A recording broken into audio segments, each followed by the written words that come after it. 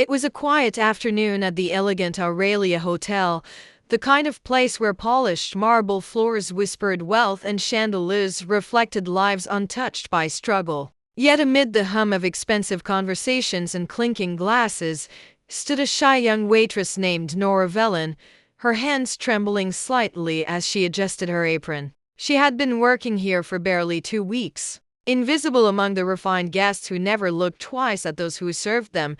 But that day, a single moment, a single gesture would change her life forever and leave even the coldest hearts in tears. If you believe in kindness, compassion, and second chances, then please take a moment to like, comment, share, and subscribe to Ekuru. Because stories like this one remind us that even the smallest acts can speak louder than words.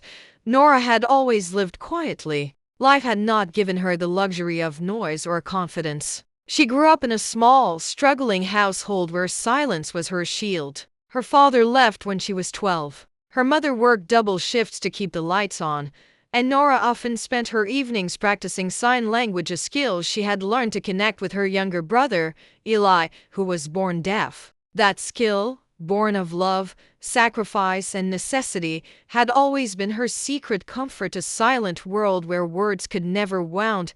The Aurelia Hotel was the farthest thing from her world. It was where billionaires, diplomats, and polished heirs came to dine beneath golden ceilings. And that afternoon, Nora was assigned to serve at Table 9, a private setting reserved for billionaire Adrien Cole and his mother, Margaret Cole, a woman of grace, dressed in pearls and quiet dignity. Adrien was known for his brilliance in business, but also for his reputation as cold, precise, and distant. Most of the staff whispered about him, a man who built an empire yet seemed untouched by humanity. When Nora approached their table, her palms damp with nerves, she noticed something that made her pause. Margaret Cole wasn't responding to the waiter's questions. Instead, she smiled softly, trying to read lips. Then Nora sighed, a discreet hearing aid, and the way Adrien gently leaned closer to his mother when speaking, Nora's heart clenched. She recognized the effort, the familiar rhythm of someone living between two worlds, one filled with sound and one embraced by silence. Adrien glanced up impatiently, noticing the hesitation in Nora's stance. He expected formality, efficiency, not empathy. But before he could speak, Nora took a small, steadying breath. Then, with trembling hands, she began to sign. Her fingers moved gracefully, expressing what her lips could not.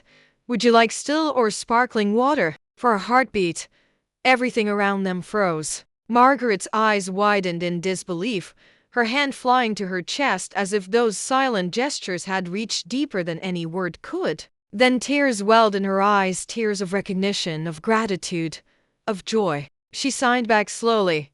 "You know sign language?" Nora nodded, smiling softly, her heart racing. Adrien stared in stunned silence. For years, he had seen the world treat his mother with polite pity or awkward impatience. Waiters avoided her. Conversations excluded her. Every dinner outing was a careful balancing act to protect her from embarrassment. But now, across the linen table, his mother was laughing, truly laughing, as her hands moved in perfect rhythm with the stranger's single quotes as the lunch went on, something magical unfolded. Nora didn't just serve, she connected. She signed each question, each menu option, and even shared small, light-hearted signs that made Margaret's eyes sparkle like they hadn't in years. Other guests began to notice the billionaire's mother chatting joyfully with the shy waitress, and whispers spread through the dining hall. Adrien didn't care. For once, he wasn't thinking about profits or deadlines. He was watching his mother come alive.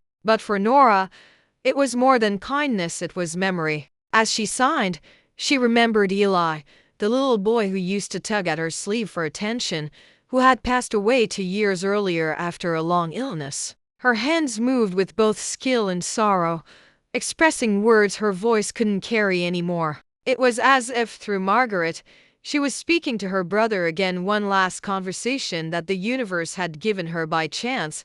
After the meal, Margaret insisted on meeting her personally. Adrien watched as his mother clasped Nora's hands tightly, tears glistening in her eyes. She signed, You made me feel seen. You reminded me I'm not alone. Nora's lips trembled as she signed back. You reminded me that love never disappears. The quiet beauty of that exchange made the air around them almost sacred. Later, Adrien called Nora aside. She braced herself for criticism, maybe even reprimand. After all, she had gone beyond her duties. But instead, Adrien's voice was different, softer, uncertain. He told her how his mother had felt isolated for years, even in her own home, and how no one had ever cared enough to communicate with her this way. Then, in a rare moment of vulnerability, he confessed that his mother had taught him the importance of empathy, something he had lost somewhere between boardrooms and business wars. Nora's simple act had reminded him what truly mattered.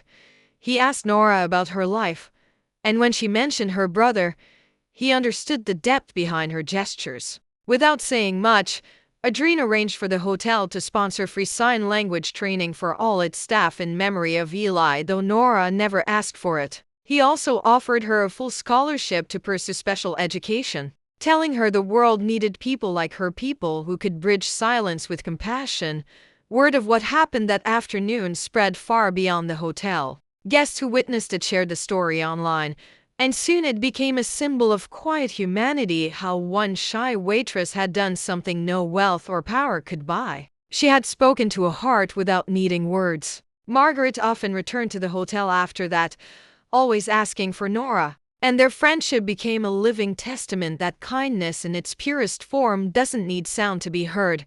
Weeks later, as Nora stood by the window during her break, watching the sun filter through the city skyline, she thought of Eli and whispered a silent thank you. Sometimes the world tested her with loneliness, but moments like this reminded her that love always finds a way to return, often through strangers who need it just as much as you do.